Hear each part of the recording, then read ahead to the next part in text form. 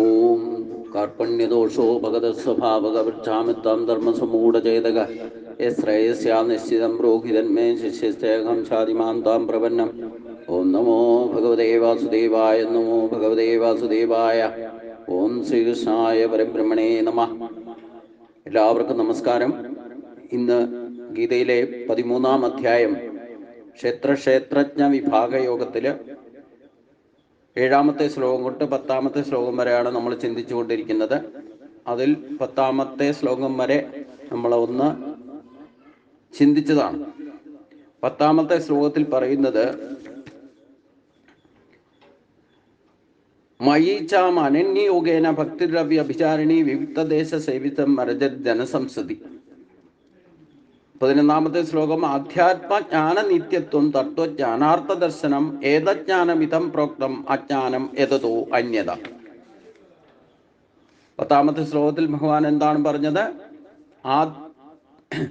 മയി അനന്യയോഗേന, എന്നിൽ ഉറപ്പിച്ച ബുദ്ധിയോടുകൂടിയ അചഞ്ചലമായ ഭക്തി, ഏകാന്തവാസം, ജനക്കൂട്ടത്തിൽ ചേരാൻ ഇഷ്ടമില്ലായ്മ. ഇതാണ് സ്വഭാവത്തിൽ, യഥാർത്ഥ ഭക്തന്റെ സ്വഭാവത്തിൽ ഉണ്ടാക്കേണ്ട മാറ്റം. അചഞ്ചലമായ ഭക്തി. പ്രാരാബ്ധങ്ങളോ ഇല്ലേ ദുഃഖങ്ങളോ ഈ പ്രപഞ്ചത്തിൽ ഉണ്ടാകുന്ന ദ്വന്ദ്ഭാവങ്ങളൊക്കെ അനുഭവിച്ചുകൊണ്ടിരിക്കുമ്പോഴും അചഞ്ചലമായ ഭക്തി, ഉറച്ച ഭക്തി ഉണ്ടായിരിക്കണം. കാരണം നമ്മൾ ഈ പറയുന്ന പ്രശ്നങ്ങളൊക്കെ ഒഴിവാക്കിയിട്ട് അചഞ്ചലമായ ഭക്തി ഉണ്ടാക്കാം എന്ന് വിചാരിച്ചാൽ അത് നടക്കില്ല. കാരണം ഇതൊക്കെ അനുഭവിച്ചുകൊണ്ട് തന്നെ അചഞ്ചലമായ ഭക്തി ഉണ്ടാകണം. നമ്മൾ ജനിച്ചത് തന്നെ അത്യാപത്തായ, അതായത് സംസാര ബന്ധനം ബാക്കിയുള്ളത് കൊണ്ട് തന്നെയാണ്. അത് പാപമായിക്കോട്ടെ പുണ്യമായിക്കോട്ടെ, ഏതെങ്കിലും തരത്തിലുള്ള ബന്ധനമില്ലാത്തവർ ഒരു കാരണവശാലും ഭൂമിയിൽ വന്ന് ജനിക്കില്ല. ഒരു ഭാഗ്യം നമുക്ക് ലഭിച്ചിരിക്കുന്നത് നമ്മളിപ്പോൾ മനുഷ്യനായിട്ട് ജനിച്ചിട്ടുണ്ടെന്നുള്ളതാണ്. കാരണം ഇതിനെയൊക്കെ തിരിച്ചറിയാനും അതനുസരിച്ചുകൊണ്ട് ജീവിതത്തെ സമ്പന്നമാക്കി ശ്രേഷ്ഠമാക്കി തീർക്കാനും ഈശ്വരനിൽ എത്താനും അതൊക്കെ വേണ്ട വിധത്തിൽ പര്യാലോചിച്ചുകൊണ്ട് തന്നെ ഈശ്വരനിലേക്ക് എത്താനുള്ള ഒരേ ഒരു മാർഗം, ഒരേ ഒരു ശരീരം ഈ മനുഷ്യ ശരീരം മാത്രമേ ഉള്ളൂ. ദേവന്മാര് പോലും മനുഷ്യജന്മത്തിന് ആഗ്രഹിക്കുന്നു എന്ന് പറഞ്ഞു കഴിഞ്ഞാൽ എത്രമാത്രം ശ്രേഷ്ഠമാണ് മനുഷ്യജന്മം എന്ന് പറഞ്ഞു. കാരണം ദേവന്മാരൊക്കെ സുഖലോലുപതയിൽ അറിഞ്ഞ് ലയിച്ച് നടക്കുമ്പോൾ അസുരന്മാര് കയറി ആക്രമിച്ച് അവരെ വരെ പുറത്താക്കുന്നുണ്ട്. അപ്പൊ അവരും ശാശ്വതമായൊരു സ്ഥാനത്താണോ ഇരിക്കുന്നതെന്ന് ചോദിച്ചു കഴിഞ്ഞാൽ അല്ല, ഗതിഭേദങ്ങൾക്ക് വിധേയമാണ്. അവർക്കും ശാപം മേടിച്ചിട്ടാണ് ജരാതരങ്ങളൊക്കെ വ്യാപിക്കുന്നുണ്ട്, സ്ഥാനമാനങ്ങൾ നഷ്ടപ്പെടുന്നുണ്ട്, ആത്മനിയന്ത്രണം ഇല്ലാതെ പെരുമാറുന്നുണ്ട്.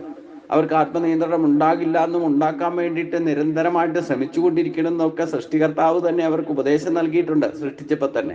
അസുരന്മാരുടെ ഗതി പിന്നെ പറയണ്ട. അവര് ഈശ്വരീയ അവബോധമില്ലാതെ നടക്കുന്നവരാണ്. അവരാണ് യഥാർത്ഥത്തിൽ സംസാര ബന്ധനത്തിൽ അനുഭവിച്ച് വീണ്ടും വീണ്ടും ജന്മാനുജന്മങ്ങളിലൂടെ കടന്നു പോകുന്നത്. എന്നാലും അവരും തപസ് ചെയ്തിട്ട് ശ്രേഷ്ഠമായ പദവിയിലേക്ക്, ഇന്ദ്രപദവി വരെ കൈക്കടക്കുന്ന അവസ്ഥയും നമുക്ക് തിരിച്ചറിയാം. അപ്പൊ അസുരി ജന്മമാണെങ്കിൽ പോലും അചഞ്ചലമായ ഭക്തി കൊണ്ട് അവനവൻ നിശ്ചയിക്കുന്ന കാര്യങ്ങൾ സാധിക്കുമെന്ന് അസുരന്മാരിൽ നിന്ന് നമുക്ക് പഠിക്കാം. മനുഷ്യരെ സംബന്ധിച്ച് നമ്മുടെ അപ്പുറത്തും ഇപ്പുറത്തും 2 ഓപ്ഷനുണ്ട്, 3 ഓപ്ഷനുണ്ട് നമ്മുടെ മുമ്പില്. ഒന്ന്, മനുഷ്യജന്മം ശ്രേഷ്ഠമായിട്ട് നിലനിർത്തി കൊണ്ടുപോകുക. അനേക ജന്മങ്ങൾക്ക് ശേഷമാണ്, പരിണാമങ്ങൾക്ക് വിധേയമായിട്ടാണ്, ഓട്ടോമാറ്റിക്കായിട്ട് പരിവർത്തനത്തിന് വിധേയമായിട്ട് പ്രകൃതിയാണ് നമുക്ക് മനുഷ്യ ശരീരം കിട്ടുന്നത്. അതിനു വേണ്ടിയിട്ട് ആരും അധ്വാനിക്കോ പ്രത്യേക ഇന്ന ജന്മം വേണമെന്ന് ഉദ്ദേശിച്ചുകൊണ്ടോ അല്ല വരുന്നേ. എല്ലാ മനുഷ്യ ശരീരം കിട്ടിയിട്ടുള്ളവരും 84 ലക്ഷം തരം ജീവജാലങ്ങളിലൂടെ കടന്നു വന്ന പരിണാമങ്ങൾക്ക് വിധേയമായി അതനുസരിച്ചുകൊണ്ട് ജീവിച്ച് മരിച്ചതിന് ശേഷം കിട്ടിയ പ്രകൃതിയുള്ള ശ്രേഷ്ഠമാണ്. നമ്മൾ ആരും ആഗ്രഹിക്കാതെയോ ഇല്ലെങ്കിൽ നമ്മൾ ആരും വേണമെന്ന് വിചാരിക്കാതെയോ മുൻകൂട്ടി തീരുമാനമെടുത്തിട്ടോ അല്ല മനുഷ്യജന്മം കിട്ടിയിരിക്കുന്നത്. ഇത് ഓട്ടോമാറ്റിക് പ്രകൃതിയാ സംഭവിക്കുന്ന സൃഷ്ടിയിലുള്ള ഒരു പരിണാമമാണെന്നർത്ഥം. അപ്പൊ മനുഷ്യജന്മത്തിൽ മാത്രമേ നമുക്ക് ഇതൊക്കെ മനസ്സിലാക്കിക്കൊണ്ട് പ്രവർത്തിക്കാനുള്ള വിശേഷ ബുദ്ധിയും അതിനുള്ള ഇന്ദ്രിയ മനോബുദ്ധികളും 24 ഘടകങ്ങൾ ഒന്നിച്ച് പ്രവർത്തിപ്പിക്കുന്ന വിധത്തിൽ മനുഷ്യ ശരീരം ഭഗവാൻ നൽകിയിട്ടുള്ളതും അതിന് ക്ഷതം കൂടാതെ കാത്തു സംരക്ഷിച്ചാൽ അവർക്ക് ശ്രേഷ്ഠമായ ജന്മത്തിലേക്ക് എത്താൻ സാധിക്കുമെന്നൊക്കെ പറയുന്നത് ഈ മനുഷ്യ ജീവിതത്തെ ശ്രേഷ്ഠമാക്കുന്നതിന് വേണ്ടി മാത്രം. അപ്പൊ അതിനെ അതപ്പതിപ്പിക്കാതെ എങ്കിലും ആദ്യത്തെ സ്റ്റെപ്പ് നമ്മൾ എടുക്കേണ്ടത് വ്യക്തോപാസനയുടെ നമ്മുടെ ശരീരത്തെ യഥാവിധി ആദരിച്ചും കാരണം അത് തന്നെ ഈശ്വരനാണ്.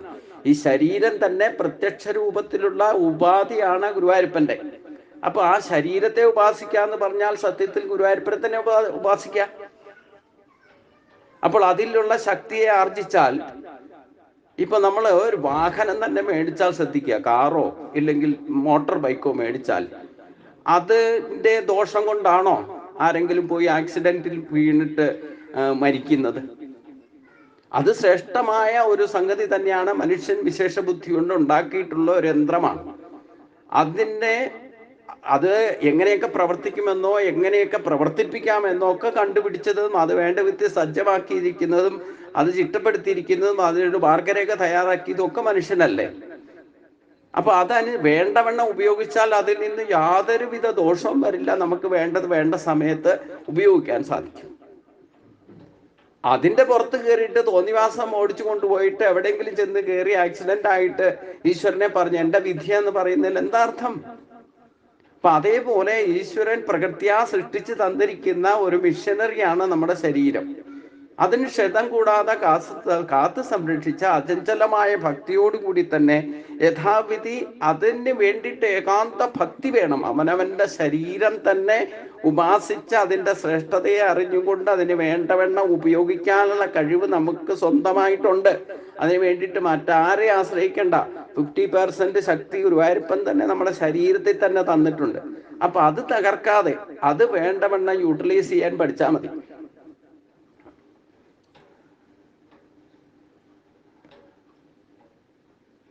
അപ്പൊ അത് വേണ്ടവണ്ണം ഉപയോഗിക്കാന്ന് പറഞ്ഞാൽ തന്നെ അതിൻ്റെ ഏറ്റവും വലിയ ശ്രേഷ്ഠത എന്താന്ന് മനസ്സിലാക്കി വേണ്ടവണ്ണം ഉപയോഗിച്ചാൽ ഈ ശരീരം കൊണ്ട് നമുക്ക് ചിന്തിച്ചാൽ അത്ഭുതം തോന്നും. ആകാശം ഒരു യന്ത്രവും ഇല്ലാതെ, ഒരു വിമാനത്തിലും കയറാതെ, ഒരു പുഷ്പക വിമാനവും ഇല്ലാതെ ഈ ശരീരം കൊണ്ട് സൂക്ഷ്മ ശരീരം ആ ശക്തിയെ ഉപയോഗിച്ചുകൊണ്ട് നമുക്ക് മാർഗം സഞ്ചരിക്കാം. ആ സൂക്ഷ്മ ശരീരത്തെ യൂട്ടിലൈസ് ചെയ്യാൻ ശ്രമിച്ചാൽ സ്ഥൂല ശരീരത്തെ പോലും എടുത്തോണ്ട് പോവാം. അത്രമാത്രം മനുഷ്യൻ എന്തുകൊണ്ട് ഇതിൽ ഗവേഷണം നടത്തി ഇത് ശ്രേഷ്ഠം നടന്നില്ല? ഒരു യന്ത്രത്തിൻ്റെയും ഇപ്പൊ പെട്രോളിന് വില കൂടുന്നു എന്ന് പറഞ്ഞുകൊണ്ട് ഇന്ന് വണ്ടികളൊന്നുമില്ല. ഈ പെട്രോൾ ഉപയോഗിക്കൽ കുറച്ചാലേ പെട്രോളിന് വില കുറയുള്ളൂ. അപ്പൊ നമ്മൾ എല്ലാവരും സമരം ചെയ്യും, ഇതിനെതിരായിട്ട് പ്രവർത്തിക്കും. എന്നിട്ട് ഇന്ന് തന്നെ നോക്കിക്കോളൂ എത്ര വാഹനങ്ങളായിരിക്കും റോഡിലുള്ളതാന്ന് വെച്ചാൽ. ഇതിന്റെ മാർക്കറ്റ് കുറയ്ക്കണം എന്നുണ്ടെങ്കിൽ, ഇതിന്റെ ചെലവ് കുറയ്ക്കണം എന്നുണ്ടെങ്കിൽ നമ്മൾ ഉപയോഗം കുറയ്ക്കണം. അതെന്തുകൊണ്ട് മനുഷ്യൻ മനസ്സിലാകുന്നില്ല? ഈ കൊടി പിടിച്ച് സമരം ചെയ്തിട്ടോ കയ്യോ മുകളിലേക്ക് ഉയർത്തി സമരം ചെയ്താലൊന്നും ഇതിന് പരിഹാരമാവില്ല. വാഹനങ്ങൾ പെട്രോൾ അടിച്ച് ഓടിക്കാതിരുന്നാൽ 1 മാസത്തിനകം പെട്രോളിന്റെ വില കുറയ്ക്കുന്നത് ഞാൻ കാണിച്ചു തരാം. എത്ര പേര് കേൾക്കാനുണ്ട്? നമ്മൾ ഇത് തന്നെ ഈ പറച്ചിലേ ഉള്ളൂ. പ്രവൃത്തിയിൽ നിന്ന് വാഹനം തട്ടിയിട്ട് പുറത്തേക്ക് നടക്കാൻ പാടില്ല. അപ്പം ഏറ്റവും കൂടുതൽ സമ്പന്ന രാഷ്ട്രങ്ങൾ മുഴുവൻ പെട്രോൾ വിറ്റ കാശുകൊണ്ടാണ്. ഇപ്പൊ സൗദി അറേബ്യ പെട്രോൾ ഉത്പാദിപ്പിക്കുന്ന അല്ലെങ്കിൽ എണ്ണ ഉത്പാദിപ്പിക്കുന്ന രാഷ്ട്രങ്ങളെല്ലാം സമ്പന്നരായത് എന്തുകൊണ്ടാണ്? ഈ പെട്രോളിന്റെ കാശുകൊണ്ടാണ്. അപ്പൊ അത് മാർക്കറ്റൈസ് ചെയ്യുന്നവരും അതനുസരിച്ച് കാശുണ്ടാക്കും. അപ്പം 50% വരുമാന മാർഗം കേന്ദ്ര സർക്കാരിനായിക്കോട്ടെ ഇല്ലെങ്കിൽ സ്റ്റേറ്റ് ഗവൺമെന്റിനായിക്കോട്ടെ ഈ പെട്രോൾ വിറ്റ കാശും കള്ള് വിറ്റ കാശും കൊണ്ടാണ്. രണ്ടും നശിപ്പിക്കുന്നതാണ്. രണ്ടും നമ്മുടെ ശരീരത്തെ നശിപ്പിക്കുന്ന സാധനങ്ങളാണ്. കത്തിച്ചു കളയും. അത് വിറ്റിട്ടുള്ള കാശ് കൊണ്ട് ഖജനാവ് വരെ കാര്യങ്ങൾ നടത്തി. ഇവർ ഈ കക്കണതും മുടിക്കണതും ഇല്ലെങ്കിൽ നമുക്ക് ശമ്പളം തരണതും പെൻഷൻ തരണതും ഒക്കെ main income, source of income എന്ന് പറയുന്നത് എണ്ണ വിറ്റ കാശും ഈ കള്ളു വിറ്റ കാശുമാണ്. എത്ര പേർക്കുണ്ട് മനുഷ്യർക്ക് ഇവിടെ അവബോധം? പ്രവൃത്തരായിട്ടുള്ള കേരളക്കാർ ഇതേപ്പറ്റി എങ്ങനെ ചിന്തിക്കുന്നു? അത് ഏത് സർക്കാർ ഭരിച്ചോട്ടെ, ആ കമ്പനികളില്ലാതെ അല്ലെങ്കിൽ ഈ പെട്രോൾ വിൽക്കുന്ന കമ്പനികളില്ലാതെ ഒരിക്കലും ഒരു സർക്കാരിനും ഭരിക്കാൻ പറ്റില്ല. അതിൽ തോന്നിയ മാസം വില കുറയ്ക്കാൻ, കാരണം അതിന് തന്നെ ടാക്സേഷൻ കൊണ്ടുവന്ന് വെച്ചിരിക്കുന്നത് സർക്കാർ തന്നെ എങ്ങനെ കുറയ്ക്കും? അപ്പൊ ഇവിടെ നമ്മൾ ചിന്തിക്കേണ്ടത് ഈ മനുഷ്യ ശരീരം വച്ചുകൊണ്ട് തന്നെയാണ് നമ്മളെ നശിപ്പിക്കുന്ന സാധനങ്ങൾ നമ്മൾ ഉണ്ടാക്കി നമ്മൾ ഉപയോഗിച്ചു കൊണ്ടിരിക്കുന്നത്, നമ്മുടെ ശരീരത്തെ നശിപ്പിക്കുന്നത്. ഇത് അചഞ്ചലമായ ഭക്തി എന്നങ്ങനെ പറയണേ. ഇതിനു വേണ്ടിയിട്ട് ജനക്കൂട്ടം ഉണ്ടാക്കും. ജനക്കൂട്ടത്തിൽ പോകാത്തല്ലേ? ഇപ്പോൾ ഒരു അമ്പലത്തിൽ ഒരു പരിപാടി, ഒരു സത്സംഗം നടക്കുന്നുവെങ്കിൽ അതിൻ്റെ 4 ഇരട്ടി ഒരു കവലപ്രസംഗത്തിന് ആളുണ്ടാവും. എന്തുകൊണ്ടാ?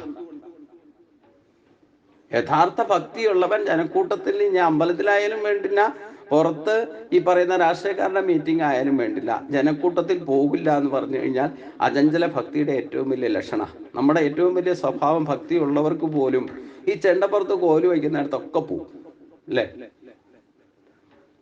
അവിടെ പോയാൽ എന്താ കിട്ടുന്നത്? കുറച്ച് കള്ളു കുടിച്ചവരുടെ ഡാൻസും കുറേ ബഹളവും ഈ വാദ്യഘോഷങ്ങൾ ചെയ്യുന്നവർ വരെ കള്ളു കുടിച്ചിട്ടാ ചെയ്യണേ. അമ്പലത്തിൽ ചെയ്യാൻ പാടില്ലാത്തതാ അല്ലേ? ഒരു കലാ പ്രവർത്തനം അല്ലെങ്കിൽ സാംസ്കാരിക കല, അല്ലെങ്കിൽ ഒരു കഥകളി കഴിക്കുന്നവരായിക്കോട്ടെ, പാടുന്നവരായിക്കോട്ടെ, നൃത്തം ചെയ്യുന്നവരായിക്കോട്ടെ, പാട്ട് പാടുന്നവരായിക്കോട്ടെ, ഇവർക്കൊക്കെ പാടുകയും അവരവരുടെ കല പ്രകടമാക്കണമെങ്കിൽ പോലും കള്ളു കുടിക്കണം. അപ്പൊ ശരീരത്തെ അല്ലേ ഇതും കൊണ്ടൊക്കെ നശിപ്പിക്കുന്നത്? എന്നിട്ട് ഈശ്വരനെ പഴി പറഞ്ഞിട്ട് എന്താ കാര്യം? കുറെ കാലം ജീവിതകാലം മുഴുവൻ ഇത് കഴിച്ചുകൊണ്ടിരുന്ന കേരളം കൊണ്ട് ഡിസോർഡർ ആവും. എന്നിട്ട് ശരീരം ജീർണിക്കും. ഏതെങ്കിലും സുപ്രഭാതത്തിൽ കള്ളു കുടിച്ച് എവിടെയെങ്കിലും വീണ് കിടന്ന് മരിക്കുകയും ചെയ്യും അല്ലേ? ഗുരുവായൂർ അടുത്ത കാലത്ത് കീശാന്തി വകുപ്പിൽപ്പെട്ട ഒരു ബ്രാഹ്മണൻ തന്നെ കള്ളു കുടിച്ച് തോന്നിവാസം കിടന്ന് ഓടയിൽ കിടന്ന് മരിച്ചു. അപ്പം ഇവിടെ പറഞ്ഞത് ഈ ഗീതാശാസ്ത്രം മനുഷ്യ ശരീരം എങ്ങനെ കിട്ടിയെന്നും അതിനെ എങ്ങനെ സംരക്ഷിക്കാമെന്നും എങ്ങനെ ആ ശരീരം വെച്ചുകൊണ്ട് ഈശ്വരനിലേക്ക് എത്താമെന്ന് പറയുന്ന ഇത്രയും ശ്രേഷ്ഠമായ ഒരു ഉപാധി, ഇത്ര ശ്രേഷ്ഠമായ, കേവലം നമ്മൾ ചിന്തിക്കരുത് ഒരു യുദ്ധത്തിന് വേണ്ടിയിട്ട് അല്ലെങ്കിൽ യുദ്ധത്തെ പ്രേരിപ്പിക്കാൻ വേണ്ടിയിട്ട് അർജുനന് പറഞ്ഞു കൊടുത്തതാണെന്നൊന്നും വിചാരിക്കരുത്. അതൊക്കെയാണ് നമ്മുടെ ഏറ്റവും വലിയ കാഴ്ചപ്പാട് തെറ്റെന്ന് പറയുന്നത്. നമ്മൾ ശരിക്കും ജീവിതത്തിൽ യുദ്ധം തന്നെയല്ലേ ചെയ്തുകൊണ്ടിരിക്കണേ? നമ്മുടെ ശരീരത്തിൽ തന്നെ ഒരംഗം മറ്റൊരംഗത്തിനോട് യുദ്ധം ചെയ്യും. 11 അക്ഷോഗണി പടയുടെ സ്ഥാനത്താണ് 11 ഇന്ദ്രിയങ്ങൾ നിൽക്കണതെന്ന് ഞാൻ ഇതിനു മുമ്പും പറഞ്ഞു അല്ലേ? അതിനെ തോന്നിവാസം ഉപയോഗിച്ചാൽ ദുര്യോധനന്റെ ഗതി വരും. എന്തൊക്കെ നിങ്ങൾ നേടിക്കോളൂ.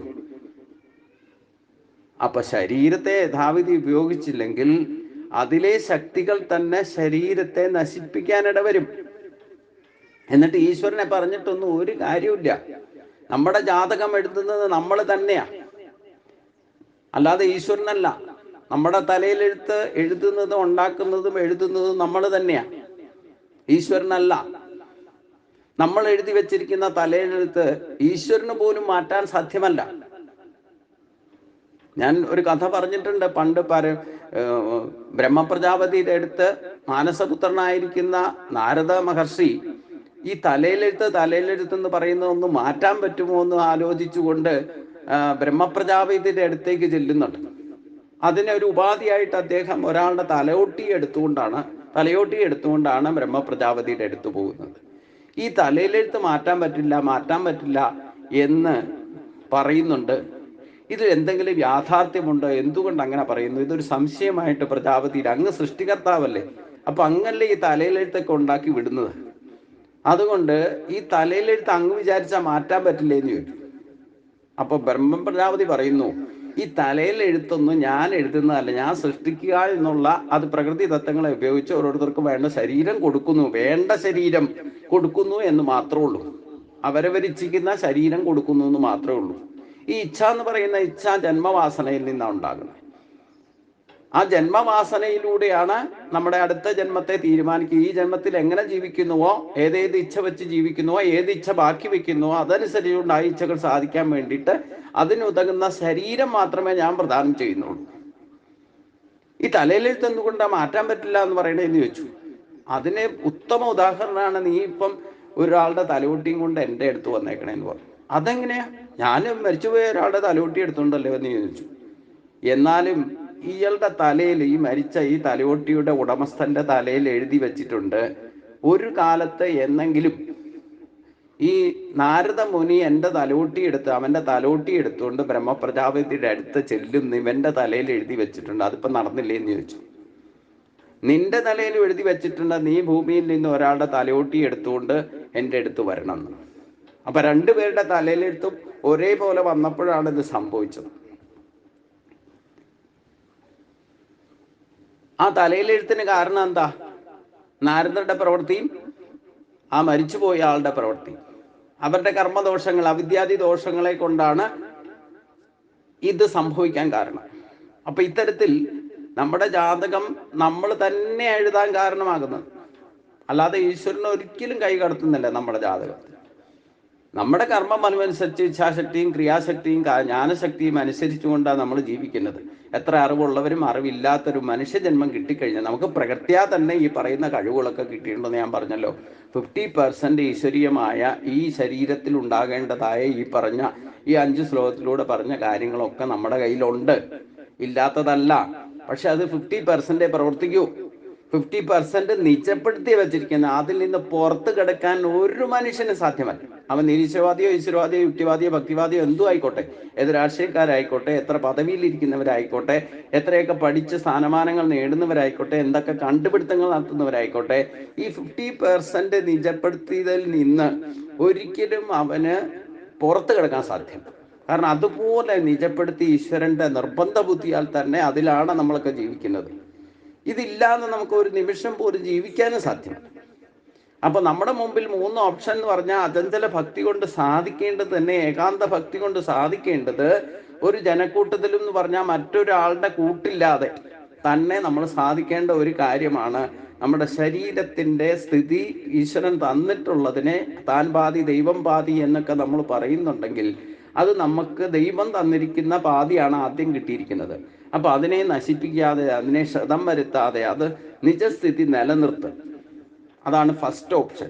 അപ്പം അങ്ങനെ നിലനിർത്താൻ സാധിച്ചാൽ ജീവിതകാലം മുഴുവൻ അവനവൻ്റെ ശരീരത്തിലുള്ള ശക്തികൾ, ശരീരത്തെ നിലനിർത്തിയാൽ തന്നെ ശരീരത്തിലുള്ള ശക്തികൾ ഓട്ടോമാറ്റിക്കായിട്ട് 50% ആക്ടിവേറ്റ് ചെയ്യും. അതിന് വേണ്ടിയിട്ട് ഓരോന്നോരോന്നായിട്ട് നമ്മൾ ആക്ടിവേറ്റ് ചെയ്യിക്കാനൊന്നും ശ്രമിക്കേണ്ട. നമ്മുടെ ഈ ശരീരം പെർഫെക്റ്റ് ആണെങ്കിൽ, ആയുരാരോഗ്യത്തോടെ ഇരിക്കുന്ന ഒരു ശരീരമാണെങ്കിൽ, ഈ ശരീരത്തുള്ള മനസ്സും ഇന്ദ്രിയങ്ങളും 18 ശക്തികളും യഥാവിധി പ്രവർത്തിച്ചുകൊള്ളും. അതിന് മറ്റൊരു പ്രേരണയൊന്നും വേണ്ട. ഇപ്പൊ ഇലക്ട്രിസിറ്റി, മനുഷ്യൻ കേടില്ലാത്ത ഒരു മെഷീനിലേക്ക് ഇലക്ട്രിസിറ്റി ചെന്ന് കഴിഞ്ഞാൽ അത് ശ്രേഷ്ഠമായിട്ട് പ്രവർത്തിക്കുമല്ലോ. അതിന് മറ്റാരുടെയും സപ്പോർട്ട് വേണോ? സ്വിച്ച് ഓൺ ചെയ്താൽ മതി, തന്നെ പ്രവർത്തിച്ചോളൂ. ഒരു മിക്സിയോ ഗ്രൈൻഡറോ ഒരു മോട്ടറോ ഇല്ലെങ്കിൽ ഒരു വാഹനമോ, അതിൻ്റെ എല്ലാ അംഗപ്രത്യങ്ങളും കൃത്യമായിട്ട് പ്രവർത്തിക്കും ശ്രേഷ്ഠമാണ് എന്നുണ്ടെങ്കിൽ അതിൻ്റെ സ്വിച്ച് ഓൺ ചെയ്താൽ കൃത്യമായിട്ട് പ്രവർത്തിക്കുമല്ലോ. അതേപോലെ നമ്മുടെ ശരീരം സൃഷ്ടിച്ചിരിക്കുന്നത്. അതിനൊരു ജനക്കൂട്ടത്തിൻ്റെ ഇല്ലേ മറ്റൊരാളുടെ സപ്പോർട്ട്, വീട്ടിലുള്ള ആരുടെയും സപ്പോർട്ട് ആവശ്യമില്ല. അത് പെർഫെക്റ്റ് ആയിട്ട് പ്രവർത്തിക്കും. അപ്പൊ ശരീരത്തിന്റെ ഗതി അനുസരിച്ച ഈ കഥവിഗതികൾ, ഇല്ലെങ്കിൽ ശ്രീകൃഷ്ണൻ തന്നെ 16,108 ഭാര്യമാര് ആയിട്ട് ഒന്നിച്ച്, നമുക്കിപ്പോ ഒരു ഭാര്യയുടെ കൂടെ തന്നെ സന്തോഷമായിട്ട് പരസ്പരം മനസ്സിലാക്കിയിട്ടൊക്കെയാണ് ജീവിക്കണം, അല്ലെ? ഒരാളെ തന്നെ കൊണ്ടു കിടക്കാൻ ബുദ്ധിമുട്ടാണ്. അപ്പൊ പിന്നെ ഈ 16,008 പേരുടെ കഥ എങ്ങനെ നമുക്ക് ഉൾക്കൊള്ളാൻ പോലും സാധിക്കില്ല. പക്ഷെ സത്യത്തിൽ അതെന്താ ഉദ്ദേശിക്കുന്നത്? നമ്മുടെ ശരീരത്തിലെ ജീവൻ പുരുഷ സ്ഥാനത്തും, നമ്മുടെ ശരീരത്തിലെ 72,72,72,72,72,10,201 നാഡികളാണ് ഉപനിഷത്ത് പ്രകാരം പറയപ്പെടുന്നത്. അതിൽ ഏറ്റവും പ്രധാനപ്പെട്ട നാഡികളാണ് 72,000. അതിലും പ്രധാനപ്പെട്ടതാണ് 18 നാഡികൾ. അപ്പോൾ ഇതിൽ 72,000 നാഡികൾ ഏറ്റവും പ്രധാനപ്പെട്ടതാണ്, മർമ്മസ്ഥാനങ്ങളായിട്ട് പറയുന്നുണ്ടെങ്കിൽ അതിൽ 16,108 നാഡികൾ നമ്മുടെ ശരീരത്തിൻ്റെ യഥാർത്ഥത്തിൽ പുരുഷന്റെ കൂടെ 16,108 സ്ത്രീഭാവത്തിൽ ചേർന്നിരിക്കുന്ന നാഡീശക്തികളാണ്. അതിൻ്റെ മക്കളാണ് ഈ 18 ശക്തികൾ. ഇതിലേറ്റവും പ്രധാനപ്പെട്ട ശ്രീകൃഷ്ണന്റെ തന്നെ ഭാര്യമാര് 16,108 എന്ന് പറയുന്നതിൽ 8 പേരാണ് ഏറ്റവും പ്രധാനപ്പെട്ടത്. അതിലുണ്ടാകുന്ന 1,60,000 മക്കള് ഈ 16,108 ഭാര്യമാരിൽ ഉണ്ടായത് 10 കുട്ടികൾ വെച്ച് കൂട്ടിക്കൊള്ളൂ. അത്രയും സംഖ്യയിലാണ് ശ്രീകൃഷ്ണന്റെ മക്കളായിട്ട് പറയുന്നത്. അതിൽ 8 ഭാര്യമാരാണ് ഏറ്റവും പ്രധാനപ്പെട്ടത്. ആ 8 ഭാര്യമാരിൽ തന്നെ 18 മക്കൾ ഏറ്റവും പ്രധാനപ്പെട്ടതാണ്. അതായത് 10 കുട്ടികൾ ഓരോ ഭാര്യയിലും ഉണ്ടായിട്ടുണ്ടെങ്കിൽ 8 ഭാര്യമാരിൽ 80 മക്കളുണ്ട്, അല്ലേ? ആ 80 മക്കളിൽ ഏറ്റവും പ്രധാനപ്പെട്ടതാണ് 18. അതിലും പ്രധാനപ്പെട്ടാണ് 4 പേര്: വാസുദേവൻ, സംഘർഷണൻ എന്ന് പറയുന്ന, അനിരുദ്ധൻ, പ്രത്യുമ്നൻ എന്ന് പറയുന്ന 4 പേര് ഏറ്റവും പ്രധാനപ്പെട്ടത്. അപ്പം ഇതൊക്കെ ശരീരഘടനയുടെ പ്രത്യേകതയാണ് ഒരു കഥാരൂപത്തിൽ അവതരിപ്പിച്ചത്. എത്ര പേരാ ഇതൊക്കെ മനസ്സിലാക്കിയേക്കണേന്ന് എനിക്കറിയില്ല.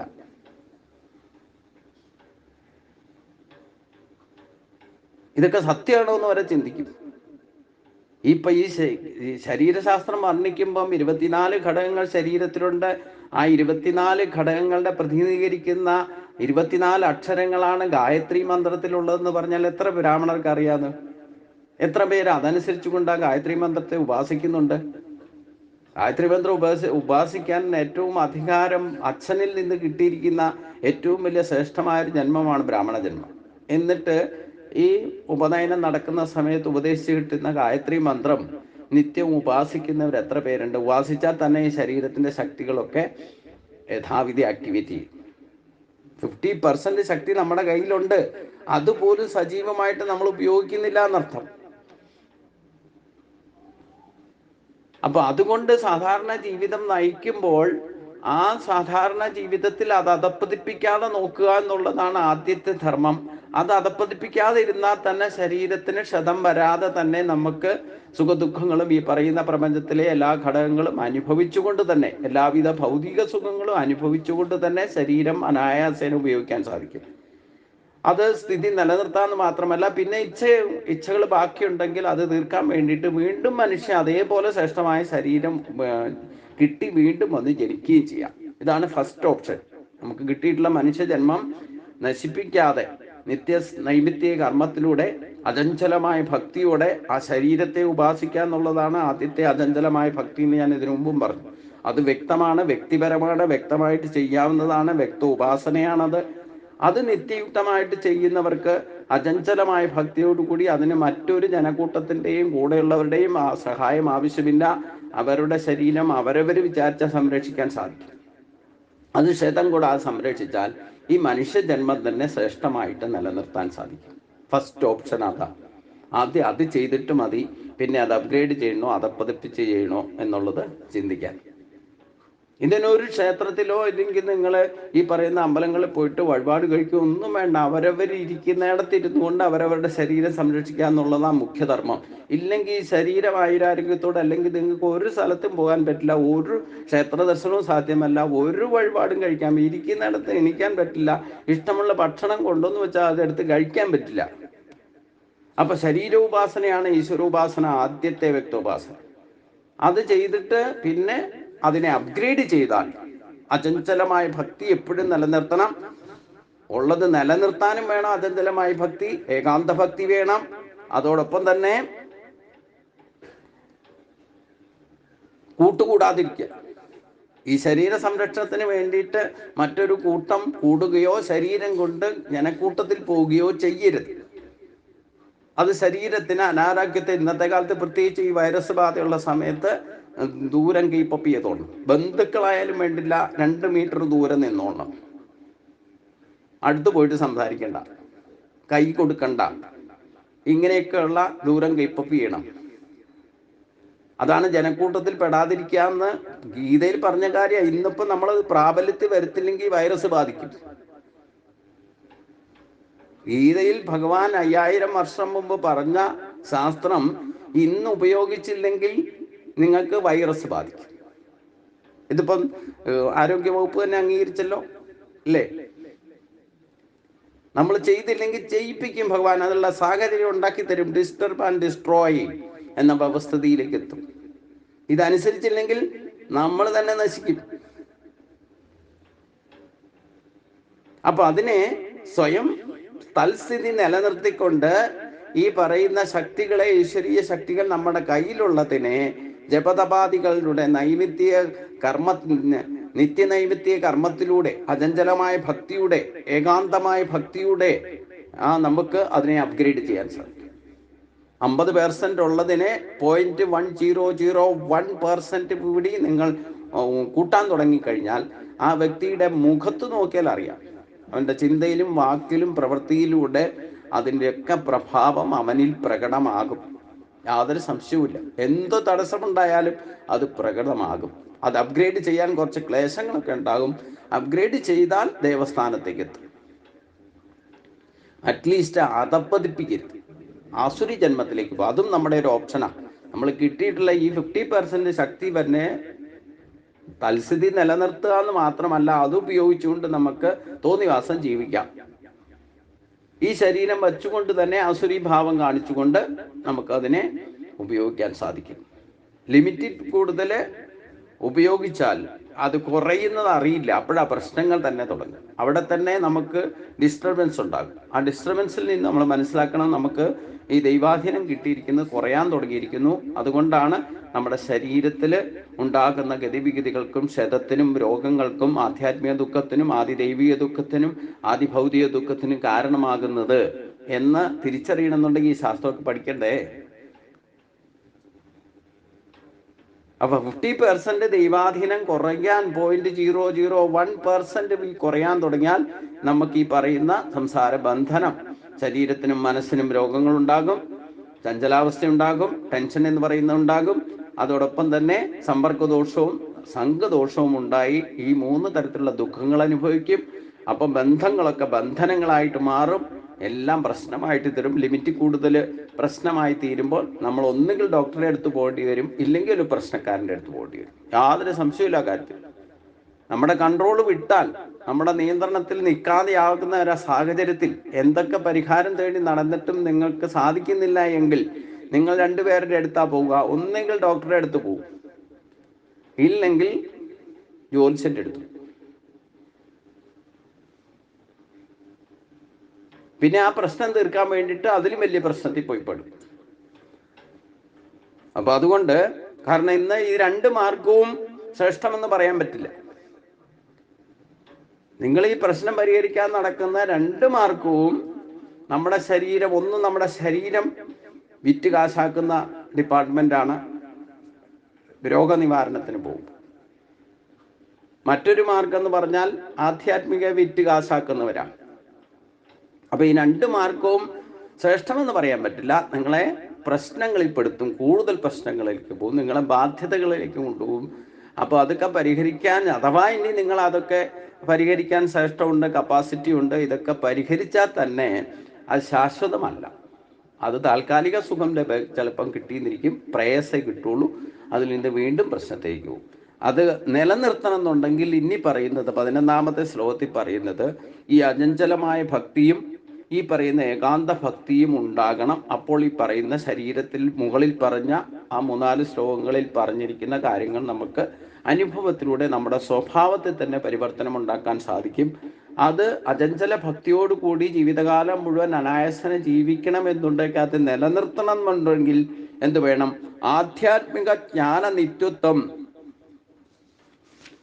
ഈ പറയുന്ന ശാസ്ത്രം ഞാനിപ്പോൾ പറഞ്ഞു തരുന്ന ആധ്യാത്മിക ജ്ഞാനമാണ്. ഈ ആധ്യാത്മിക ജ്ഞാനത്തിൽ നിത്യത്വം ഉണ്ടായിരിക്കണം. അതായത് ഇതേപ്പറ്റി നിരന്തരം ഒരു 10 മിനിറ്റെങ്കിലും നിങ്ങൾ ചിന്തിക്കണം ആധ്യാത്മികമായിട്ട്. ഈ പറയുന്ന കാര്യങ്ങൾ ഇത് ആധ്യാത്മിക ജ്ഞാനമാണ്. ഭഗവാൻ ഗീതയിൽ മുഴുവൻ പറയുന്നത് പരമമായ വിദ്യയാണ്, ബ്രഹ്മവിദ്യയാണ്. ഉപനിഷത്തുകളും ഇല്ലെങ്കിൽ വേദാന്ത ശാസ്ത്രവും ഒക്കെ പഠിക്കാൻ പോയാൽ നിങ്ങൾക്ക് കൂടുതൽ കൺഫ്യൂഷനിലേക്കാകും. കാരണം സാധാരണക്കാർക്കൊന്നും അത് ഫോളോ ചെയ്യാൻ സാധ്യമല്ല. ഇതേ കാര്യങ്ങൾ തന്നെ ശങ്കരാചാര്യർ എഴുതി വച്ചിരിക്കുന്ന അനേകം കൃതികളിലുണ്ട്. പക്ഷെ ഇതൊന്നും സാധാരണക്കാർക്ക് ദഹിക്കില്ല. സൗന്ദര്യലഹരിയുണ്ട്, ഇല്ലെങ്കിൽ ഭുജംഗ പ്രയാതമുണ്ട്. ശങ്കരാചാര്യർ എഴുതി വെച്ചിരിക്കുന്ന എത്ര അദ്ദേഹം 32 വയസ്സിനകം ഒരുപാട് ഈ ബ്രഹ്മതത്വം തന്നെയാണ് വെളിപ്പെടുത്തിയത്. വേദാന്തിയായിരുന്നു. അപ്പൊ നമ്മൾ വേദം പഠിച്ചിട്ടോ ഉപനിഷത്ത് പഠിച്ചിട്ടോ നാരായണീയം പഠിച്ചിട്ടോ ഭാഗവതം പഠിച്ചിട്ടോ ഇതൊക്കെ കഥകളിൽ കുടുങ്ങാനല്ലാതെ യഥാർത്ഥ മാർഗദർശനത്തിലേക്ക് നമ്മൾ എത്തില്ല. അതേസമയം ശ്രീകൃഷ്ണൻ ഗീതയിൽ പറഞ്ഞിരിക്കുന്ന സ്പഷ്ടമായ ആ ആധ്യാത്മിക ജ്ഞാനം അത് വച്ചുകൊണ്ട് വേണം ഇത് പഠിച്ചിട്ട് അതിൽ ഒരവബോധം ഉണ്ടാക്കിയിട്ട് നിങ്ങൾ ഈ പറയുന്ന ഭാഗവതം പഠിച്ചാലും ഈ പറയുന്ന ഉപനിഷത്ത് വേദങ്ങൾ ഒക്കെ പഠിക്കുമ്പോൾ നിങ്ങൾക്ക് മനസ്സിലാകും ഇത് തന്നെയല്ലേ ലളിതമായിട്ട് ഭഗവാൻ ഗീതയിൽ പറഞ്ഞത്. നാരായണീയത്തിൽ പറയുന്ന 1-ാമത്തെ ദശകത്തിൽ പറയുന്ന കാര്യങ്ങളൊക്കെ ഗീതയിൽ പറയുന്നുണ്ട്. ഭാഗവതത്തിൽ ഉത്തമോപദേശത്തിൽ പറയുന്ന കാര്യങ്ങളൊക്കെയാണ് ഗീതയിൽ പറഞ്ഞതും. ഗീത തന്നെ മറ്റൊരു രൂപത്തിൽ ഉദ്ധവന് ഉപദേശിച്ചതാണ്. അപ്പൊ എവിടെ ഇല്ലാത്ത ഉപനിഷത്തിൽ പറയുന്നത്, പല ഉപനിഷത്തിൽ പറയുന്നത് ഒന്നിച്ചു കോർഡിനേറ്റ് ചെയ്തിൽ പറഞ്ഞു. 10 ഉപനിഷത്ത് പഠിക്കുന്നതിനും വേദം പഠിക്കുന്നതിനും ബ്രഹ്മസൂത്രം പഠിക്കുന്നതിനും ഒക്കെ ഉദാഹരണമാണ് ഗീതാശാസ്ത്രം പഠിച്ചത്. അപ്പൊ ഇതൊക്കെ പഠിച്ച് അത് നിത്യമായിട്ട് ചിന്തിക്കുകയും അതേ അനുസരിച്ച് കൊണ്ട് എങ്ങനെ നമ്മുടെ ജീവിതം ചിട്ടപ്പെടുത്താം എന്ന് ചിന്തിക്കാനുള്ള ഒരു ശ്രേഷ്ഠത നമുക്ക് കൈവരുത്തണമെങ്കിൽ ആധ്യാത്മികതയിൽ നിത്യമായിട്ട് നിലനിൽക്കണം എന്നർത്ഥം.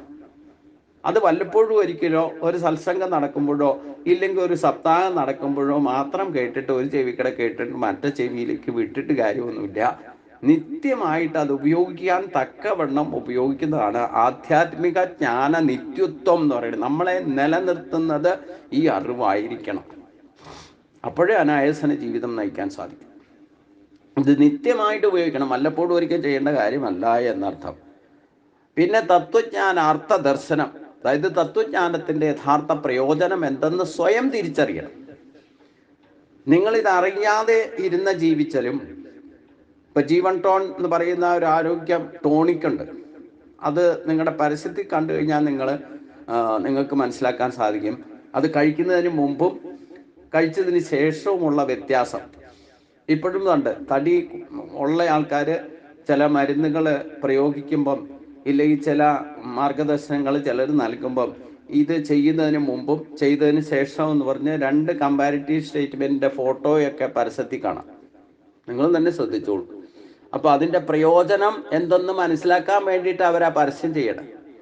അപ്പം ഈ തത്വജ്ഞാനത്തിന്റെ പ്രയോജനം എന്ത് എന്ന് നിങ്ങൾക്ക് മനസ്സിലാക്കണം എന്നുണ്ടെങ്കിൽ ഈ ഗീതാശാസ്ത്രം പോലെയുള്ള ശാസ്ത്രം പഠിക്കുന്നതിന് മുമ്പ് നിങ്ങളുടെ ജീവിതവും ഇല്ലേ പഠിച്ചതിന് ശേഷമുള്ള ജീവിതവും വ്യത്യാസം എന്തെന്ന് നിങ്ങൾ തന്നെ തിരിച്ചറിയണം. അപ്പോഴേ തത്വജ്ഞാനാർത്ഥ ദർശനം എന്ന അവസ്ഥയിലേക്ക് നിങ്ങൾ എത്തുകയുള്ളൂ. അതായത് തത്വജ്ഞാനത്തിന്റെ പ്രയോജനം എന്തെന്ന് സ്വയം മനസ്സിലാക്കണം എന്നർത്ഥം. അപ്പൊ ആധ്യാത്മിക ജ്ഞാനമാണ് തത്വജ്ഞാനം. ആധ്യാത്മിക ജ്ഞാനം നിത്യനിയുക്തമായിട്ട് ആശ്രയിക്കുന്നവരില്ല, ആർജിക്കുന്നവര് അവര് തത്വജ്ഞാനത്തിന്റെ പ്രയോജനം എന്താണെന്ന് അറിയും എന്നർത്ഥം. ഏത് ജ്ഞാനം ഇതം പ്രോക്തം അജ്ഞാനം എതോ അന്യത. ഇതാണ് യഥാർത്ഥ പരമാത്മ വിദ്യ. ഇതിനന്യമായിട്ടുള്ളത് മുഴുവൻ അവിദ്യയാണെന്നാണ് പറയുന്നത്. അതുകൊണ്ട് ഏറ്റവും ശ്രേഷ്ഠമായ വിദ്യ ആധ്യാത്മിക ജ്ഞാനമാണ്. അതിൻ്റെ പ്രയോജനം അനുഭവത്തിലൂടെ മനസ്സിലാക്കിയാൽ അത് തത്വജ്ഞാനാർത്ഥ ദർശനമായി. ഇത് ദർശനമായാൽ പിന്നെ ഇത് തന്നെയാണ് ശ്രേഷ്ഠം എന്ന് നമുക്ക് മനസ്സിലാകുന്ന അവസ്ഥയ്ക്കാണ് ഏതജ്ഞാനം ഇതം പ്രോക്തം അജ്ഞാനം എതോ അന്യത. ഇതിനപ്പുറത്തേക്കുള്ള ജ്ഞാനം മുഴുവൻ അവിദ്യയാണ് എന്നാണ് പറഞ്ഞതിൻ്റെ സാരം. അതുകൊണ്ട് ഈ 11 ശ്ലോകങ്ങളിൽ പറഞ്ഞിരിക്കുന്ന കാര്യം നമ്മൾ സ്വയം ആർജിക്കേണ്ടതാണ്. ഈ മനുഷ്യ ശരീരം കിട്ടിയിട്ടുള്ളവർ, സ്ത്രീയോ പുരുഷനോ ബ്രാഹ്മണനോ 4 ആശ്രമങ്ങളിൽപ്പെട്ടവരായിക്കോട്ടെ, 4 വർണ്ണാശ്രമ ധർമ്മങ്ങളിൽപ്പെട്ടവരായിക്കോട്ടെ, സന്യാസി ആയിക്കോട്ടെ, മനുഷ്യ ശരീരം കിട്ടിയവരെല്ലാം ഈ ശരീരത്തോടു കൂടി ഇരിക്കുമ്പോൾ തന്നെ തൻ്റെ ശരീരത്തിലൂടെ തന്നെ തൻ്റെ സ്വഭാവത്തിൽ പ്രകടമാക്കേണ്ട അറിവാണ് ഭഗവാൻ ഇതുവരെ പറഞ്ഞത്. ഈ 5 ശ്ലോകത്തിലൂടെ പറഞ്ഞത് നമ്മൾ ആർജിക്കേണ്ട അറിവാണ്. അതും എങ്ങനെ ആർജിക്കണം? തത്വജ്ഞാനാർത്ഥ ദർശനം, നമ്മുടെ ശരീരത്തിലൂടെ അനുഭവിച്ചറിയേണ്ട ജ്ഞാനമാണ്. ഇത് പുസ്തകജ്ഞാനം മാത്രം കിട്ടിയോണ്ട് കാര്യമില്ല. അപ്പോൾ അതുകൊണ്ട് ഈ 5 ശ്ലോകങ്ങൾ ഒരിക്കൽ കൂടി പാരായണം ചെയ്തുകൊണ്ട് നമുക്ക് ഈ ജ്ഞാനം നമുക്ക് സമർപ്പിക്കാം. ഇത് കേൾക്കുന്നവരെ എല്ലാവരും ഈ ജ്ഞാനത്തെ ആർജിച്ച് തൻ്റെ സ്വഭാവത്തിൽ പരിവർത്തനം വരുത്തേണ്ടതാണ്. ഇതാണ് യഥാർത്ഥ ഭക്തി മാർഗം. ഭക്തിയോഗ സിദ്ധി ലഭിക്കണമെങ്കിൽ, യഥാർത്ഥ ഗുരുവായൂരപ്പൻ്റെ പ്രിയപ്പെട്ട ഭക്തനാകണമെങ്കിൽ, ഇല്ലെങ്കിൽ നിങ്ങൾ ഇഷ്ടപ്പെടുന്ന ദേവതയ്ക്ക് നിങ്ങളെ ഇഷ്ടപ്പെടണമെങ്കിൽ ഈ ഒരവസ്ഥയിലേക്ക് നമ്മൾ ഇൻഡിവിജ്വലി എത്തുക തന്നെ വേണം. അത് ശരീരമാധ്യം ഖലു ധർമ്മ സാധനം. അത് ആർജിക്കാൻ കിട്ടിയിട്ടുള്ള ഏറ്റവും ശ്രേഷ്ഠമായ ഒരു ഉപകരണമാണ് ഈ ശരീരം. ഈ ശരീരം കൊണ്ട് ജീവിച്ചിരിക്കുമ്പോൾ ആർജിക്കേണ്ട സ്വഭാവ പരിവർത്തനമാണ് ഈ ഒരു ശ്രേഷ്ഠത 5 ശ്ലോകത്തിലൂടെ പറയുന്നത്. ഇത് സ്വയം തൻ്റെ ചിന്തയിലും വാക്കിലും പ്രവൃത്തിയിലും ശരീരത്തിലൂടെ നേടേണ്ടതാണ്. എന്ന് വരെ ഇത് നേടുന്നില്ലയോ, നിങ്ങൾ അവിദ്യാദി ദോഷങ്ങൾ അനുഭവിക്കേണ്ടി വരും. അത് നിങ്ങൾ എത്ര ശ്രേഷ്ഠമായ ക്ഷേത്രദർശനം നടത്തിയാലും വേണ്ടില്ല, എന്തൊക്കെ വഴിപാടുകൾ കഴിച്ചാലും വേണ്ടില്ല, എന്തൊക്കെ പൂജകളോ ഹോമങ്ങളോ എന്തൊക്കെ നടത്തിയാലും വേണ്ടില്ല, അതിൻ്റെ ശ്രേഷ്ഠത പോലും നിങ്ങൾക്ക് യഥാർത്ഥത്തിൽ പൂർണ്ണമായിട്ട് അനുഭവിക്കണമെങ്കിൽ ആ പ്രത്യക്ഷ കർമ്മത്തിൽ നിന്നുള്ള കർമ്മഫലം യഥാവിധി ശ്രേയസ്സായിട്ട് അനായാസേന ജീവിതം നയിച്ച് അനുഭവിക്കണമെങ്കിൽ ഈ ഭൗതികമായിട്ടുള്ള നേട്ടങ്ങളൊന്നും ഒരിടത്തും ഭഗവാൻ ഉപേക്ഷിക്കാൻ പറഞ്ഞിട്ടില്ല.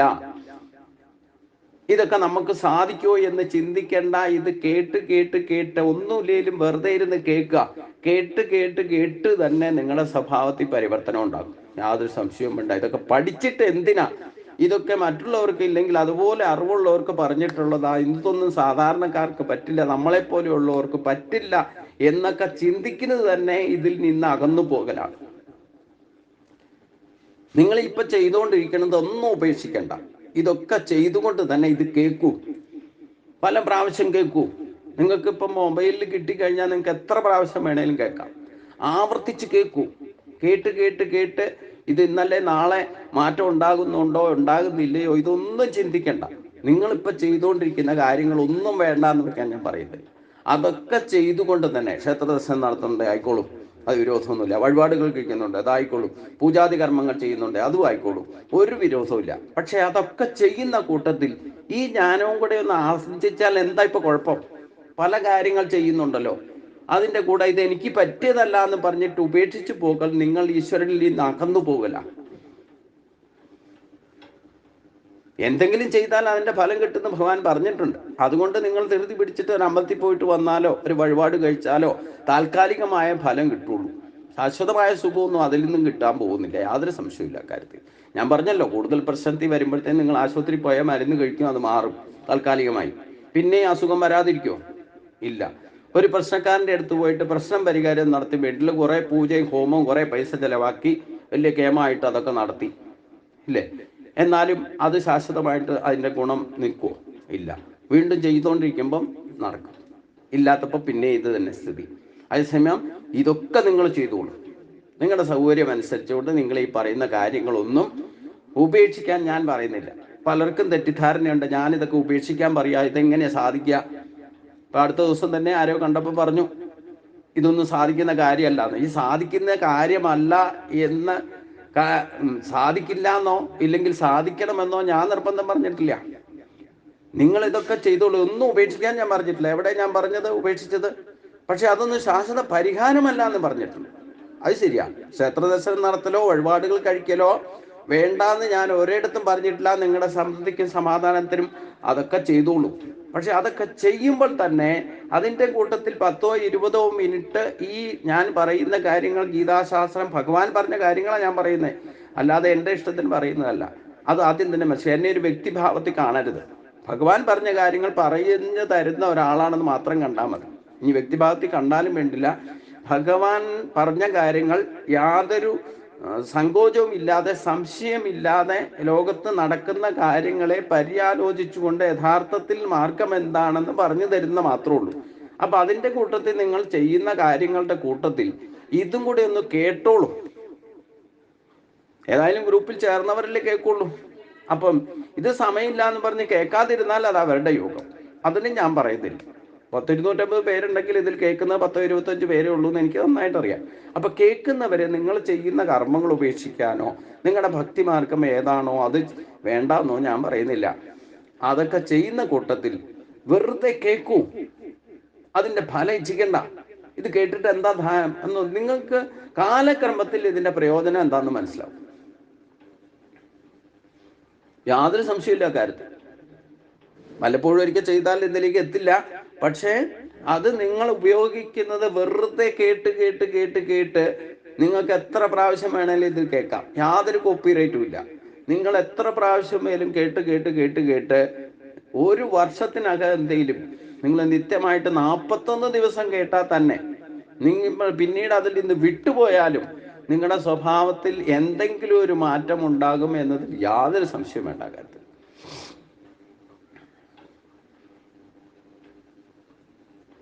അപ്പൊ പല കാര്യങ്ങൾ ചെയ്യുന്ന കൂട്ടത്തിൽ ഈ തത്വജ്ഞാനത്തിന്റെ പ്രയോജനം മനസ്സിലാക്കണം എന്നുണ്ടെങ്കിൽ നല്ലൊരു ശ്രോതാവാകും. നമ്മൾ പല കാര്യങ്ങൾ ചെയ്യുന്നുണ്ട്, ടി വി കാണുന്നുണ്ട്, സിനിമ കാണുന്നുണ്ട്, പാട്ട് കേൾക്കുന്നുണ്ട്, മറ്റുള്ളവർ പറയുന്ന കുശുമ്പും ഉന്നായ്മയും കുറ്റവും ഗുണവും ദോഷവും ഒക്കെ കേൾക്കുന്നുണ്ട്. അതിൻ്റെ കൂട്ടത്തിൽ ആ ഒരു 10 മിനിറ്റ് 10-20 മിനിറ്റോ ഇല്ലേ ഞാൻ പറയുന്ന കാര്യങ്ങൾ ഒരു പ്രാവശ്യം കൊണ്ടോ 2 പ്രാവശ്യം കൊണ്ടോ എത്ര പ്രാവശ്യം കൊണ്ടെങ്കിലും ഒന്ന് കേൾക്കുക. അതിൻ്റെ ഗുണം എന്താ, ദോഷം എന്താ, ഇല്ലെങ്കിൽ ഇതൊന്നും നമുക്ക് പറ്റില്ല, ഇങ്ങനെ നെഗറ്റീവ് ചിന്തയോടുകൂടി കേൾക്കരുത്. വെറുതെ കേട്ടുള്ള കുറേ പ്രാവശ്യം കേട്ട് കഴിയുമ്പം നിങ്ങളുടെ സ്വഭാവത്തിൽ, നിങ്ങളുടെ കർമ്മങ്ങളിൽ, നിങ്ങളുടെ ചിന്തയിൽ, നിങ്ങളുടെ പ്രവൃത്തികളിൽ ഒക്കെ മാറ്റം വരുന്നു. മാത്രമല്ല അതിൻ്റെ പ്രയോജനം എന്തെന്ന് നിങ്ങൾക്ക് അനുഭവിച്ചറിയാൻ സാധിക്കും. അതാണ് തത്വജ്ഞാന ദർശനം. നമ്മൾ എന്തിനേയും, പ്രത്യേകിച്ചും കേരളത്തിലുള്ളവർക്കൊരു സ്വഭാവമുണ്ട്, എന്ത് പറഞ്ഞാലും ചെയ്താലും ഇതിലൊക്കെ ആദ്യം നെഗറ്റീവ് കണ്ടെത്തും. എന്നിട്ട് ഇതൊന്നും എനിക്ക് പറ്റില്ല, ഇതൊക്കെ പ്രായോഗിക തലത്തിൽ പറയാൻ എളുപ്പമാണ്, തിരുമേനിക്കിപ്പോൾ പറയുന്ന പോലെ ഒന്നും പ്രവൃത്തിയിൽ കൊണ്ടുവരാൻ സാധ്യമല്ല. വേണ്ട, നിങ്ങൾ പ്രവൃത്തി കൊണ്ടുവരാൻ ആരാ പറഞ്ഞത്? പക്ഷെ വെറുതെ കേട്ടൂടെ? ആ കേട്ട് കേട്ട് കേട്ട് കേട്ട് കേട്ട് ശ്രവണമാണല്ലോ ഭക്തിയുടെ ആദ്യത്തെ പടി തന്നെ. അപ്പൊ അത് ശ്രവിക്കാൻ സമയമില്ല, ഇല്ലെങ്കിൽ അതിന് സമയമില്ല എന്നൊക്കെ പറഞ്ഞാൽ നിങ്ങൾ ഭക്തി യോഗം ഉള്ളവരല്ല എന്ന് പറയേണ്ടി വരും. അപ്പൊ യഥാർത്ഥ ഭക്തി യോഗത്തിൽ എത്തിയിട്ടില്ല നിങ്ങൾ. ഇല്ലെങ്കിൽ ഒന്നുമില്ലെങ്കിലും കേൾക്കാമല്ലോ, ഒരു ചെലവുമില്ല, വെറുതെ എത്രയോ സമയം പോകുന്നു. വെറുതെ സമയം കളയുന്നത് തന്നെ മിഥ്യാചാരമാണ്. അപ്പൊ വെറുതെ ഇരിക്കുന്ന സമയത്ത് ഒന്ന് കേട്ടു നോക്കുക. 10 മിനിറ്റ് മുഴുവൻ കേട്ടില്ലേലും എന്തെങ്കിലും കേൾക്കാം. ചിലപ്പോൾ ഒരു വാക്ക് മതി നിങ്ങളുടെ സ്വഭാവത്തെ പരിവർത്തനം. അത് നിങ്ങളുടെ മനസ്സിൽ തട്ടിയാൽ മതി, അത് നിങ്ങളുടെ സ്വഭാവത്തെ മാറ്റും, യാതൊരു സംശയമില്ല. അത് തന്നെയാണ് തത്വജ്ഞാനത്തിന്റെ പ്രയോജനം. നിങ്ങളിത് മുഴുവൻ കാണാപ്പാടം പഠിച്ചിട്ട് കേട്ട് കേട്ട് കേട്ട് ഇത് എന്നെ പറഞ്ഞ് കേൾപ്പിക്കൊന്നും വേണ്ട. അവിടെയാണ് തെറ്റിദ്ധാരണ എന്ന് പറയുന്നത്. അപ്പൊ വെറുതെ കേട്ടിട്ട് ഏതെങ്കിലും വാക്കുകൾ, എൻ്റെ വാക്കുകളോ ഇതുപോലുള്ള ആചാര്യന്മാര് പലരും ഇരുന്ന് പറയുന്നുണ്ട്, അപ്പൊ അവര് പറയുന്നതാണെങ്കിലും കേട്ട് കേട്ട് ഇനി എൻ്റെ കേൾക്കാൻ ഇഷ്ടമില്ലെങ്കിൽ കേൾക്കണ്ട, വേറെ ആരെങ്കിലും കേട്ടോളൂ, നിങ്ങൾക്ക് ഇഷ്ടമുള്ളവരുടെ കേട്ടോളൂ. പക്ഷെ അവരുടെ ആണെങ്കിലും ഏത് വാക്കാണോ നിങ്ങളുടെ മനസ്സിൽ ഹിറ്റ് ചെയ്യുന്നത് അത് നിങ്ങളിൽ പരിവർത്തനം ഉണ്ടാക്കുന്നുണ്ട്. നമ്മൾ ഈ പരിവർത്തനം ചിലരുടെയും വാക്കുകൊണ്ടാണല്ലോ ഉണ്ടാക്കുന്നത്. ചില പരസ്യം കേട്ടിട്ട്, ചില കണ്ടിട്ട് നമ്മൾ അതിന്റെ പിന്നാലെ പോകുന്നത് എങ്ങനെയാ? കണ്ടിട്ടോ കേട്ടിട്ടോ ആണല്ലോ.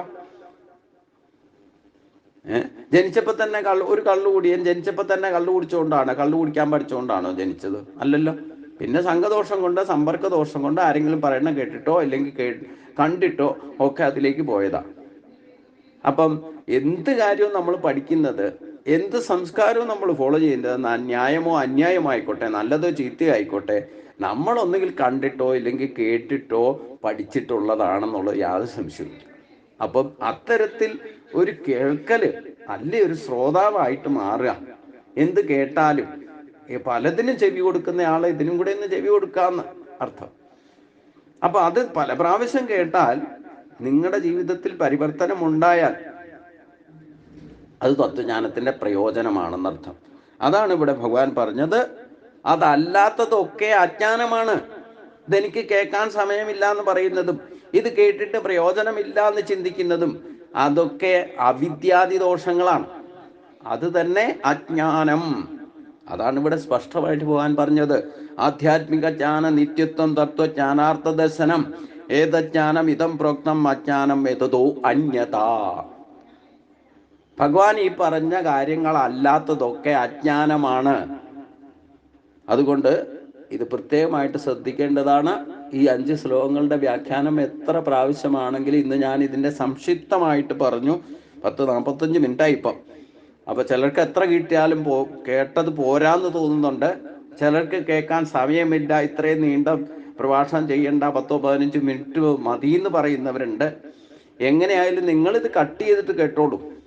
കൂടുതലായാലും കൂടുതൽ കേൾക്കാൻ ഇഷ്ടമുള്ളവർ കൂടുതലായിട്ട് കേട്ടോട്ടെ, സമയമുള്ളവർ കേട്ടോട്ടെ. ഇല്ലെങ്കിൽ നിങ്ങളിത് കട്ട് ചെയ്ത് വെച്ചിട്ട് അതിൻ്റെ ബാക്കി പിന്നെ കേൾക്കാമല്ലോ. അപ്പൊ നമുക്ക് ഇതിനെ കിട്ടുന്നതിന് ഞാൻ പറഞ്ഞല്ലോ, നമ്മളൊരു വിഷയം മേടിച്ചാൽ അതിനെ വേണ്ടവണ്ണം കൈകാര്യം ചെയ്താൽ എത്ര കാലം വേണമെങ്കിലും ഉപയോഗിക്കാം. നമുക്ക് കിട്ടിയിരിക്കുന്ന ശരീരത്തെ ക്ഷതം കൂടാതെ നമ്മൾ കാത്ത് സംരക്ഷിച്ചാൽ അതിനുള്ള ഉപായ മാർഗങ്ങളാണ് ഇതിൽ പറഞ്ഞ അറിവ്. അപ്പോൾ ഇത് പല പ്രാവശ്യം കേട്ടിട്ടോ കുറേശ്ശെ കേട്ടിട്ടോ നിങ്ങൾ കേട്ട് കേട്ട് കേട്ട് കേട്ട് കേട്ട് നിങ്ങളിൽ പരിവർത്തനം ഉണ്ടായാൽ നിങ്ങൾക്ക് തത്വജ്ഞാനത്തിൻ്റെ പ്രയോജനം എന്താണെന്ന് മനസ്സിലാകും. നിങ്ങൾക്ക് ബുദ്ധിമുട്ടാതെ, ശരീരം കൊണ്ട് സ്വയം ബുദ്ധിമുട്ടാതെയും മറ്റൊരാളെ ഒരു കാരണവശാലും ബുദ്ധിമുട്ടിക്കാതെ, ഒരു ആശുപത്രി പോയിട്ടോ കുടുംബാംഗങ്ങളെയോ ആരെയും ബുദ്ധിമുട്ടിക്കാതെ നിങ്ങൾക്ക് ശരീരം ഉപയോഗിക്കാൻ സാധിച്ചാൽ നിങ്ങൾക്ക് അനായാസനെ ജീവിക്കാൻ സാധിക്കും. ഞാൻ ഒരു മനുഷ്യന് ലക്ഷ്യമാക്കുന്നത് പരമപദം എന്ന പാദത്തിലേക്ക് അല്ലെങ്കിൽ പദത്തിലേക്ക് എത്തണം എന്നുണ്ടെങ്കിൽ അനായാസനെ ജീവിക്കാൻ നമ്മൾ പഠിക്കണം. അല്ലെങ്കിലേ പരമപദം, അത് നിങ്ങൾക്ക് സാധിച്ചാൽ നിങ്ങൾ പരമപദത്തിലായി. നിങ്ങൾക്ക് അനായാസേന സ്വയം ബുദ്ധിമുട്ടാതെ, മറ്റൊരാളെ ബുദ്ധിമുട്ടിക്കാതെ, സ്വയം ഏകാന്തമായിട്ട് ജീവിക്കാൻ സാധിച്ച, അചഞ്ചലമായ ഭക്തിയോടുകൂടി ജീവിക്കാൻ സാധിച്ച, അചഞ്ചലമായ ഭക്തി എന്ന് പറയുന്നത് ഈശ്വരഭക്തിയേക്കാൾ ഉപരി നിങ്ങളുടെ ശരീരത്തെ ഉപയോഗിക്കാൻ സാധിക്കുക. അതെന്താണ് അചഞ്ചലമായ ഭക്തി? അതിലുള്ള പ്രതിരോധ ശക്തികളും അതിലുള്ള ഗുണങ്ങളെയും യഥാവിധി നമുക്ക് ഉപയോഗിക്കാൻ സാധിക്കാൻ തക്കവണ്ണമുള്ള ഏറ്റവുമുള്ള സൊല്യൂഷനാണ് അചഞ്ചലമായ ഭക്തി. അതായത് ശരീരത്തെ ഉപാസിക്കുക, അതിനെ ആദരിക്കൂ, ബഹുമാനിക്കൂ, ശുശ്രൂഷിക്കൂ, പരിരക്ഷിക്കൂ, അതിനെ പോഷിപ്പിക്കൂ, അതിനെ വേണ്ട വിധത്തിൽ കൊണ്ടു നടക്കൂ. അമിതമായ വെയിറ്റ് ഉണ്ടാക്കി കൊടുത്തിട്ട് അതൊക്കെ ചുമന്നുകൊണ്ട് നടക്കണേ നമ്മുടെ കാലുകൾ തന്നെ വേണം. അതുകൊണ്ട് എല്ലാ കാര്യത്തിലും മിതത്വം പാലിക്കണമെന്ന് ഭഗവാൻ പറഞ്ഞിട്ടുണ്ടല്ലോ. യുക്താഹാര വിഹാരസിക്ത കേശസു കർമ്മത്തു. അപ്പോൾ ശരീരത്തെ എങ്ങനെയാണ് ഉപയോഗിക്കേണ്ടതെന്നൊക്കെ ഭഗവാൻ പറഞ്ഞതിനെ യഥാവിധി അഷ്ടാംഗ യോഗത്തിലൂടെ പാലിച്ചാൽ ഈ ഭഗവാൻ പറഞ്ഞ 5 ശ്ലോകത്തിലൂടെ പറഞ്ഞ അറിവ് നമുക്ക് നമ്മുടെ ചിന്തയിലും വാക്കിലും പ്രവൃത്തിയിലും ഉപയോഗിക്കാൻ സാധിച്ചാൽ നിങ്ങൾ പരമപദത്തിലെത്തും. അനായാസന് നിങ്ങൾക്ക് ജീവിക്കാൻ സാധിക്കും. നിലവിലുള്ളതൊന്നും ഉപേക്ഷിച്ചു പോകേണ്ടതായിട്ടില്ല. ഈ ഭൗതിക കാര്യങ്ങളൊക്കെ നിങ്ങൾ ചെയ്യുന്നതും അനുഭവിക്കുന്നതും ഒക്കെ വേണ്ട വിധത്തിൽ വേണ്ടവണ്ണം ഗുണദോഷങ്ങളെ തിരിച്ചറിഞ്ഞുകൊണ്ട് ഉപയോഗിക്കാൻ സാധിക്കും. അത് ഉപയോഗിക്കാനുള്ള ടെക്നോളജിയാണ് ഭഗവാൻ 5 ശ്ലോകത്തിലൂടെ പറഞ്ഞത്. അതിന് അമാനിത്വം, മതമഭിത്വം, അഹിംസ, ശാന്തിരാർജവം, ആചാര്യോപാസനം, ശൗചം, സ്വൈര്യമാത്മവിനിഗ്രഹ, ഇന്ദ്രിയാർത്ഥേഷു വൈരാഗ്യം, അനഹങ്കാരമേവച, ജന്മമൃത്യു ജരാവ്യാധി ദുഃഖദോഷാനുദർശനം, അസക്തിര അഭിക്ഷംഗ പുത്രദ്രാഘ ദ്വാര ഗ്രഹാദിഷു നിത്യം ച സമചിത്തത്വം ഇഷ്ടാനിഷ്ടോ ഉപപത്തിഷു മയീ ചാം അനന്യയോഗേന ഭക്തിർ അഭിചാരണി വിവിക്തദേശ സേവിത്വം മരതിർജനസംസതി ആധ്യാത്മജ്ഞാന നിത്യത്വം തത്വജ്ഞാനാർത്ഥ ദർശനം ഏതജ്ഞാനം ഇതം പ്രോക്തം അജ്ഞാനം എതോ അന്യത. എൻ്റെ വ്യാഖ്യാനം കൂടെ ഒരു പ്രാവശ്യം പറഞ്ഞുകൊണ്ട് നമുക്ക് അവസാനിപ്പിക്കാം. താൻ കേമനാണെന്ന ഭാവം ഇല്ലാതിരിക്കുക, ഗർവില്ലാതിരിക്കുക, അഹിംസ, ക്ഷമ, വക്രബുദ്ധി ഇല്ലായ്മ, ഗുരു ശുശ്രൂഷണം, ബാഹ്യ ആഭ്യന്തര ശുദ്ധി, സ്ഥിരത, ആത്മനിയന്ത്രണം, ഇന്ദ്രിയ വിഷയങ്ങളിൽ വിരക്തി, അഹങ്കാരമില്ലായ്മ, ജനനം, മരണം, വാർദ്ധക്യം, രോഗം തുടങ്ങി ദുഃഖകരമായ ദോഷങ്ങളാണെന്നുള്ള തിരിച്ചറിയൽ, ആസക്തി ഇല്ലാതിരിക്കുക, ബന്ധനങ്ങളെയൊക്കെ തിരിച്ചറിയുക, അതിലൊന്നും അഭിനിവേശം ഇല്ലാതിരിക്കുക, ഇഷ്ടം വരുമ്പോഴും അനിഷ്ടം വരുമ്പോഴും എപ്പോഴും സമചിത്തത പാലിക്കുക, മറ്റൊന്നിലേക്ക് ഭഗവാനിൽ നിന്ന്, ഈശ്വരീയമായ ഭക്തിയിൽ നിന്ന് മറ്റൊന്നിലേക്ക് തിരിയാതെ ഇരിക്കുന്ന ഉറച്ച ഭക്തി, ഏകാന്തവാസം, ജനക്കൂട്ടത്തിൽ ഉൾപ്പെടാതിരിക്കാൻ ജനക്കൂട്ടത്തിൽ ഉൾപ്പെടാൻ ഇഷ്ടമില്ലാതിരിക്കുക, ആധ്യാത്മിക ജ്ഞാനത്തിൽ നിഷ്ഠ വയ്ക്കുക, തത്വജ്ഞാനത്തിൻ്റെ പ്രയോജനം മനസ്സിലാക്കുക, ഇതെല്ലാം കൂടെ ചേർത്തിട്ടാണ് യഥാർത്ഥ ജ്ഞാനം എന്ന് പറയപ്പെടുന്നത്. ഇവയ്ക്ക് വിപരീതമായിട്ടുള്ളതെല്ലാം അജ്ഞാനമാണെന്നറിയുക. ഈ പറഞ്ഞവയെല്ലാം ജ്ഞാന സാധനങ്ങളാണ്, ജ്ഞാനലബ്ധിക്കുള്ള ഉപായങ്ങളുമാണ്. അവയുടെ പ്രയോജനം ജ്ഞാനമാകയാൽ അവയ്ക്ക് ജ്ഞാനം എന്ന് പറയപ്പെട്ടിരിക്കുന്നു. ഈ അറിവ് നേടിക്കൊണ്ട് തൻ്റെ ശരീരം ഉപയോഗിച്ചുകൊണ്ട് തന്നെ ഈ ഒരു അവസ്ഥയിലേക്ക് നമുക്ക് ശരീരശക്തികളെ ഉപയോഗിക്കാൻ സാധിക്കണം. അത് ഉപയോഗിക്കാൻ സാധിച്ചാൽ നിങ്ങൾ തത്വജ്ഞാനത്തിൻ്റെ ഗീതാശാസ്ത്രം പഠിച്ചതിൻ്റെ പ്രയോജനം എന്താണെന്ന് നിങ്ങൾക്ക് തന്നെ മനസ്സിലാക്കാൻ സാധിക്കും. അത് ഗുരുവായൂരപ്പൻ്റെ അനുഗ്രഹം കൊണ്ട് നമുക്ക് എല്ലാവർക്കും മനസ്സിലാകട്ടെ എന്ന് പ്രാർത്ഥിച്ചുകൊണ്ട് ഇന്നത്തെ ഭാഗം നമുക്കിവിടെ സമർപ്പിക്കാം. അപ്പം ഈ 5 ശ്ലോകങ്ങൾ കാണാപ്പാഠം പഠിച്ച് അതിൻ്റെ ഓരോ അർത്ഥതലങ്ങളിലെയും ചിന്തിച്ച് കേട്ട് അത് നിങ്ങൾക്ക് പ്രയോജനപ്പെടുത്താൻ സാധിക്കണം. അപ്പോൾ നിങ്ങൾ തത്വജ്ഞാനത്തിൽ ദർശനമുള്ളവനായി തീരും. ഈ 5 ശ്ലോകങ്ങൾ നിത്യയുക്തമായിട്ട് നിങ്ങൾക്ക് ആക്ടിവിറ്റി സജീവമാക്കാൻ വേണ്ടിയിട്ടുള്ള ശ്രമം തുടങ്ങിയാൽ തന്നെ നിങ്ങൾ നിത്യനൈമിത്യ കർമ്മങ്ങളിൽ ആധ്യാത്മിക ജ്ഞാനത്തിൻ്റെ നിത്യത്വത്തെ നിലനിർത്താൻ സാധിക്കും. ഇത് സംശയം വേണ്ട. അത് ഗുരുവായൂരപ്പൻ്റെ അനുഗ്രഹം കൊണ്ട് നമുക്കെല്ലാവർക്കും സാധിക്കും എന്നതിൽ സംശയമില്ല. കാരണം അനന്യഭക്തി കൊണ്ട്, ഏകാന്ത ഭക്തി കൊണ്ട് എൻ്റെ ജീവിതത്തിൽ 42 വയസ്സിന് ശേഷമുള്ള ജീവിതത്തിൽ ഇതിൻ്റെ പ്രയോജനത്തെ നിത്യമായിട്ട് ഗീതാശാസ്ത്രം 3 അധ്യായം വീതം വായിക്കുകയും അതേപ്പറ്റി ചിന്തിക്കുകയും ചെയ്യുന്നത് കൊണ്ട് അതിൻ്റെ പ്രയോജനം എന്താണെന്ന് എൻ്റെ ജീവിതത്തിൽ ഞാൻ അനുഭവിച്ചറിഞ്ഞു. അതിൽ യാതൊരു സംശയവുമില്ല. അത് വേണ്ട വിധത്തിൽ ഞാൻ പറയുന്ന രീതിയിൽ ഉപയോഗിക്കാൻ, ഒരംശമെങ്കിലും ഉപയോഗിക്കാൻ നിങ്ങൾക്ക് സാധിച്ചാൽ അതിൻ്റെ പ്രയോജനം നിങ്ങൾക്കും ഓരോരുത്തർക്കും മനസ്സിലാകും. അത് ഗുരുവായൂരപ്പൻ്റെ അനുഗ്രഹം കൊണ്ട് എല്ലാവർക്കും സാധിക്കട്ടെ എന്ന് പ്രാർത്ഥിച്ചുകൊണ്ട് ഇന്നത്തെ ക്ലാസ് നമുക്കിവിടെ സമർപ്പിക്കാം. സർവത്ര ഗോവിന്ദനാമ സങ്കീർത്തനം. ഗോവിന്ദ ഹരി ഗോവിന്ദാം. സ്വസ്തി പ്രജാഭ്യാം പരിപാലയന്താം ന്യായനമാർഗേണ മഹിമഗീശാഗോ ബ്രാഹ്മണേഭ്യ സുമൂർത്തനിത്യം. ലോകാ സമസ്താ സുഖിനോ ഭവന്തു. ലോകാ സമസ്താ സുഖിനോ ഭവന്തു. ഓം ശാന്തി ശാന്തി ശാന്തി.